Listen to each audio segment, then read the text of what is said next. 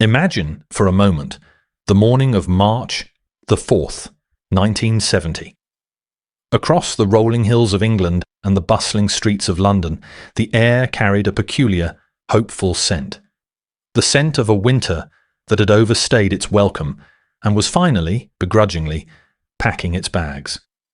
Spring wasn't just coming, it felt like it had already arrived in spirit. In back gardens from Kent to the East Midlands, the daffodils were leaning toward the sun, their yellow heads heavy with the promise of March warmth. Mothers had flung open their windows for the first time in months, performing the sacred ritual of spring cleaning, airing out the damp, coal-scented air of February. Scarves were being tossed into the back of wardrobes, and the heavy iron snow shovels, those grim reminders of Britain's battle with the elements, were being propped up in garden sheds, presumably not to be touched for another year. The British public, usually so wary of the sky, had let their guard down. And why shouldn't they? The Meteorological Office, the infallible voice of the nation's weather, had peered into its barometers and maps and offered a soothing verdict.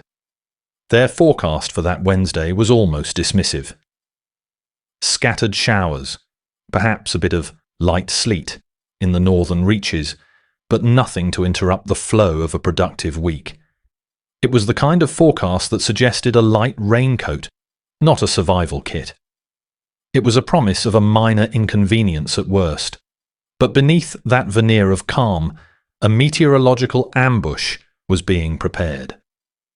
Far to the north, cold, predatory winds from Scandinavia had begun to slide silently across the North Sea, colliding with a moisture-heavy low-pressure system that was tracking south with lethal precision. As the sun began to rise on March 4th, the first flakes began to fall. At first, they were greeted with a shrug, or perhaps a nostalgic smile from children at breakfast tables. A late flurry, they thought, a parting gift from winter. But by mid-morning, the smile had vanished. The flakes weren't drifting. They were attacking. Driven by a biting Arctic wind that seemed to come out of nowhere, the snow transformed from a gentle dusting into a blinding, horizontal whiteout. Within 2 hours, the green promise of spring had been buried under a white shroud so thick you couldn't see 10 feet past your own front door. Shopkeepers stood in their thresholds, arms folded in disbelief, watching as the black tarmac of the high streets simply disappeared. This was the beginning of the forgotten blizzard, a storm that didn't just break the weather records but broke the trust of a nation. The Met Office had gotten it catastrophically, historically wrong. They hadn't just missed a shower, they had missed a Leviathan. And as the morning commute turned into a desperate struggle for survival, Britain realised with a chill of terror that they were completely and utterly unprepared for the winter that had decided to return for one final, brutal act of vengeance. By noon on March 4th, the scattered showers promised by the morning news had evolved into a full-scale atmospheric assault. Across the heart of England, the sky didn't just darken, it seemed to descend, a heavy, bruised ceiling of slate grey that unleashed a relentless barrage of dry, crystalline snow. This wasn't the slushy, fleeting snow of a typical British spring. This was Arctic powder, driven by gale-force winds that acted like a giant sandblaster, scouring the landscape and piling the drifts higher with every passing minute. For 12 unrelenting hours, the East Midlands became the epicentre of a frozen nightmare that many hadn't seen the likes of since the legendary winter of 1947. In Northamptonshire and Bedfordshire, the world simply ceased to exist.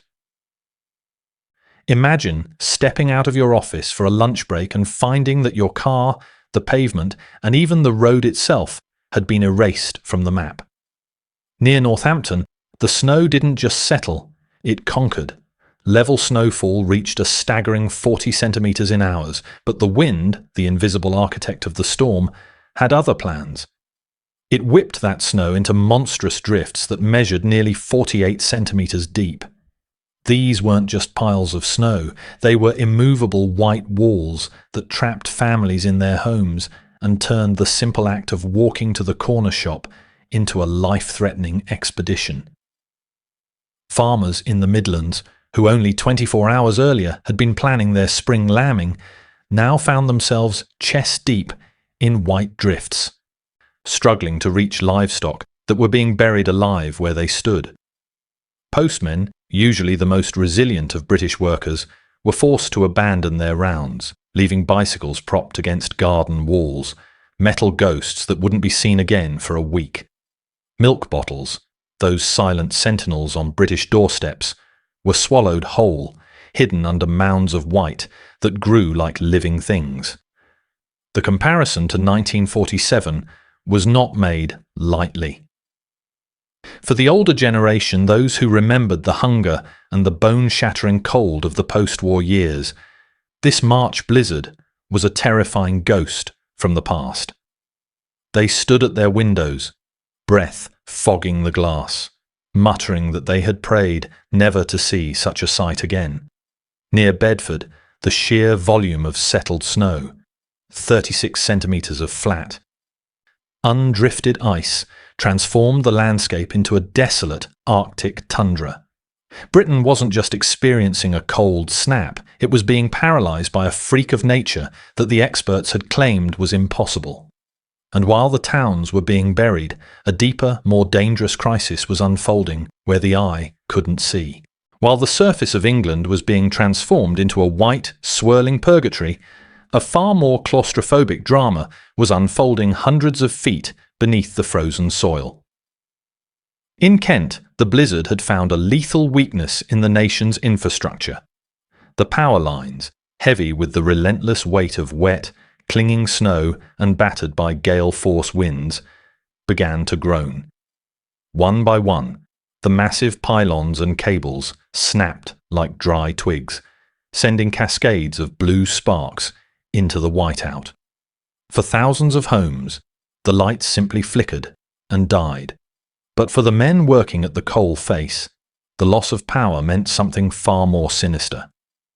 Deep underground, 688 miners suddenly felt the world stop.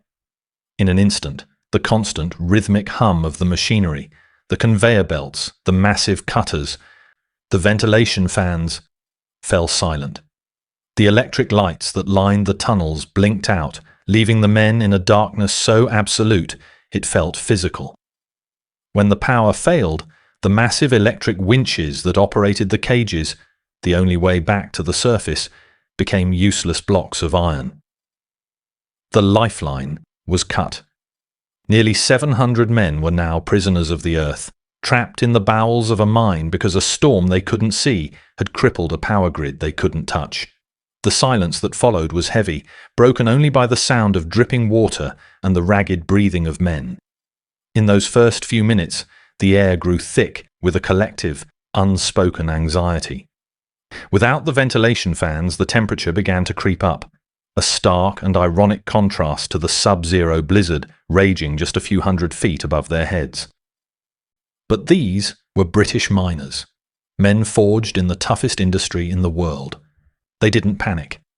Following decades of tradition and safety protocols, they gathered in small groups, their cap lamps cutting thin, dancing beams through the coal dust. They settled in for a long wait. Men sat on the cold floor, sharing flasks of lukewarm tea and the last of their sandwiches.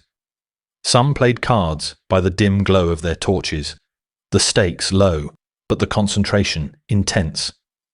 Older miners who had survived cave-ins and strikes told stories to keep the younger lads calm, their voices a steady rumble in the gloom. They talked about football, about their wives, about the spring gardens they hoped to return to.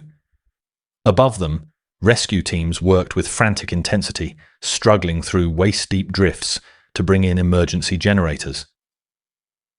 It was a race against time and the elements. When the cages finally began to move hours later, the men emerged into a world they no longer recognized, a landscape buried in white, the sun a pale, useless disk in a frozen sky. Every miner made it out, but the image of 700 men trapped in the dark became the ultimate symbol of a nation brought to its knees by a forecast that failed. While the miners waited in the warmth of the earth, thousands of commuters across southern England were discovering a different kind of prison: the British railway carriage. On the morning of March 4th, British Rail had attempted to maintain its schedule with a stubborn, almost blind optimism. Trains departed from Birmingham, Derby and Nottingham, filled with businessmen in suits and families heading for a day out in London, all reassured by the morning's mild forecast. But as the blizzard intensified, the steel arteries of the nation began to seize up. The forgotten blizzard wasn't just falling on the tracks, it was being packed into the points and frozen onto the signals by a wind that refused to quit. By early afternoon, the network had fractured. Trains that should have glided into King's Cross or St Pancras in under 2 hours were instead found crawling through the white wilderness of the Midlands at a walking pace. Or worse, coming to a complete, shuddering halt in the middle of nowhere. Imagine being a passenger on one of those services. The heating, never particularly robust in the 1970s, struggled and then failed as the engines choked on the fine, powdery snow. The windows, once offering a view of the English countryside, became opaque walls of frost. Inside, the air turned frigid. Corridors grew thick with the blue haze of cigarette smoke as frustrated passengers paced the floor, peering out at a white nothingness that offered no clues as to their location. One particular service arriving at King's Cross that evening became the stuff of railway legend, for all the wrong reasons. A journey that was scheduled for 90 minutes stretched into a 10-hour odyssey of endurance. Businessmen missed meetings that had been planned for months. Mothers worried about children waiting at school gates in the dark with no way to call home. In an era before mobile phones, being stranded on a train meant being erased from the world. There were no updates from the guards, for the guards knew as little as the passengers. At the major London termini, the scene was one of quiet, cold desperation. Platforms were packed with commuters clutching damp newspapers, their breath blossoming in the freezing air as they stared at departure boards that remained stubbornly blank. When a train did finally limp into the station, encrusted in ice and trailing plumes of steam, the passengers who stumbled out didn't look like travellers. They looked like survivors of a shipwreck. They were tired, they were shivering, and they were fueled by a growing incandescent fury. They wanted to know how a nation that prided itself on its railways could be defeated by a snowstorm that, according to the experts, wasn't even supposed to happen. As the snow finally ceased its relentless descent on the evening of March 4th, the immediate physical danger began to recede, but a political storm of equal magnitude was just beginning to brew. Britain woke up on Thursday to a landscape that was cruelly, hauntingly beautiful. A world of sparkling white under a clear blue sky. But for the thousands who had been trapped in trains, mines, and freezing homes, there was no beauty in this view. There was only a cold, hard demand for accountability. The forgotten blizzard had left a nation feeling betrayed by the very institutions meant to protect it, and the target of their collective fury was the Meteorological Office. When Parliament reconvened, the atmosphere in the House of Commons was electric with indignation. Members of Parliament, many of whom had received desperate letters and phone calls from the stranded constituents, launched a fierce public assault on the weather forecasters. How, they demanded, could a major metropolitan nation be caught so completely off guard? How could a storm that buried the East Midlands under 0.5 metre of snow be dismissed as scattered showers? The criticism was sharp, public, and relentless. Business leaders cited millions of pounds in lost revenue. Transport authorities pointed to a collapsed infrastructure, and ordinary citizens spoke of the terror of being cut off without power or heat in a month that was supposed to herald the coming of spring. The Met Office attempted to defend the indefensible. They spoke of unpredictable low-pressure tracks and Arctic flows that moved faster than their rudimentary computer models could track. They argued that March snow was notoriously difficult to predict. But these technical excuses fell on deaf ears. For the man shivering in a village cut off by 4-foot drifts, or the mother who couldn't get milk for her child because the roads had vanished, the explanation didn't matter. The failure was absolute. March 4, 1970, became a permanent scar on the reputation of British forecasting, a reminder that nature does not adhere to human calendars or spring cleaning schedules.